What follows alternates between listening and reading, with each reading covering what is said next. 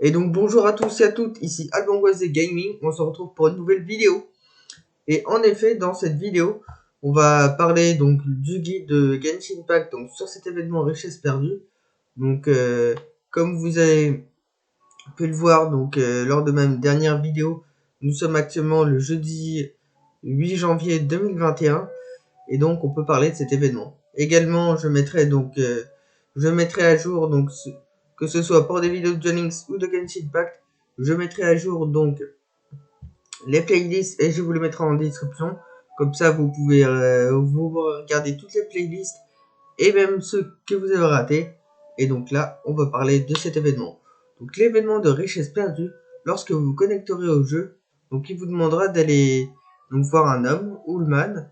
Mais pour cela, pour cette quête, il va falloir avoir débloqué la région de Liyue. Donc c'est assez facile. Donc il suffira de d'avancer dans le jeu, de bien explorer et donc d'atteindre la statue des 7. Mais ça qui est assez... Ouais, elle est assez... Ouais. Non, une statue des 7 de Liyue qui est assez facile à trouver. Et donc du coup, il va falloir vous rendre à la porte de pierre. Et quand vous serez à la porte de pierre, il y aura une icône en forme de coffre au trésor qui vous dira de parler à ce cher Urban et qui va vous raconter donc en gros que sa fée elle est un petit peu capricieuse, qui a pas pu les envoyer donc à ses petits potes et donc du coup comme de par hasard, et ça c'est assez logique, comme le hasard fait bien les choses, elle va nous léguer à nous. Et donc du coup en quoi consiste cet événement? Donc vous aurez un nombre de zones, donc du coup vous aurez la zone 1, zone 2, etc. Donc là la zone 1 et la zone 2 vous pourrez le faire aujourd'hui, donc le premier jour. Puis après, il faudra un petit peu attendre dans le jeu pour débloquer les prochaines zones. Et donc du coup, pour chaque zone, dans cet événement, il suffit donc de trouver les trésors. Mais attention, vous allez me dire, oui, il faut trouver les trésors, mais où ça?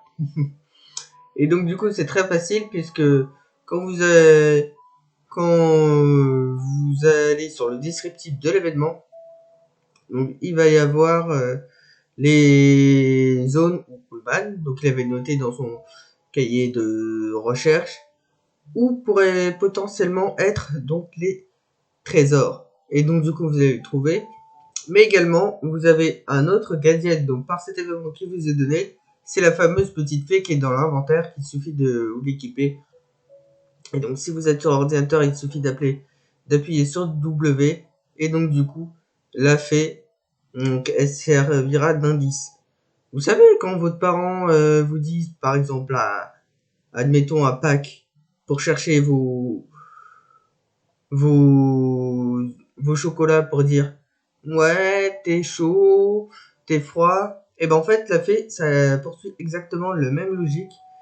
Et elle met, quand vous serez donc plus dans l'ambiance chaud, elle émettra une lumière, vous verrez, elle mettra également des petits éclairs et des petits bruits pour dire que vous vous rapprocherez.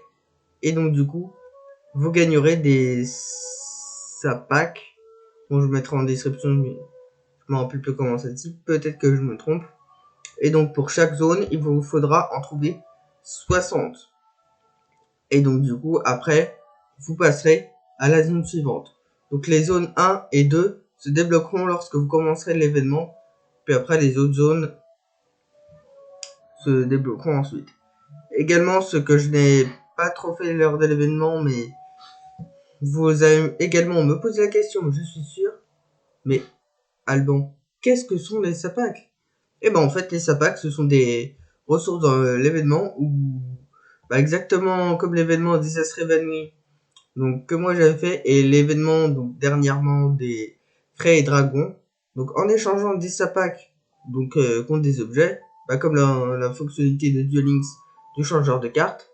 Donc la fonctionnalité de Duel Links du changeur de cartes, c'est en échange des joyaux SR et donc joyaux UR. Donc SR c'est super rare et UR ultra rare. vous pouvez avoir des cartes. Et ben là, c'est à peu près la même chose. C'est que vous pouvez avoir des objets. Les objets, ça peut être des guides, des livres.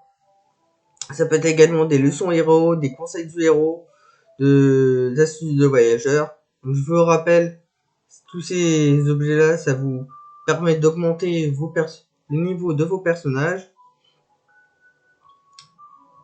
Et bah voilà mon petit guide pour l'événement. Et donc du coup, si vous avez aimé ce guide de l'événement, n'hésitez pas à appuyer donc sur le pouce bleu.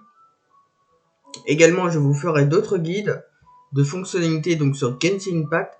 Également, je vous ferai le guide de la fonctionnalité du pass de bataille. Et donc oui, dernièrement, j'ai pas pu filmer sur mon appareil photo parce que j'ai pas encore compris ce qui se trame. Mais j'ai fait la quête de Razor. Et donc quand vous débloquez la quête de Razor, donc vous pouvez donc avoir Andros sur la carte. Donc je vous ferai une vidéo du guide de la quête de Razor, évidemment. Le guide de la quête de Diluc que j'ai terminé aujourd'hui. Donc pour ça, cliquez bien sur la barre de notification. Appuyez également sur le bouton j'aime. Et j'ai pas précisé, mais cet événement se terminera donc le 22 janvier. Donc quand Macron il va nous parler normalement. Enfin, ouais, c'est le 22 janvier. Et n'hésitez pas également à vous abonner et à regarder dans la description pour la playlist de mi-guide pour voir si vous en avez raté. Et je vous dis ciao pour de prochaines vidéos.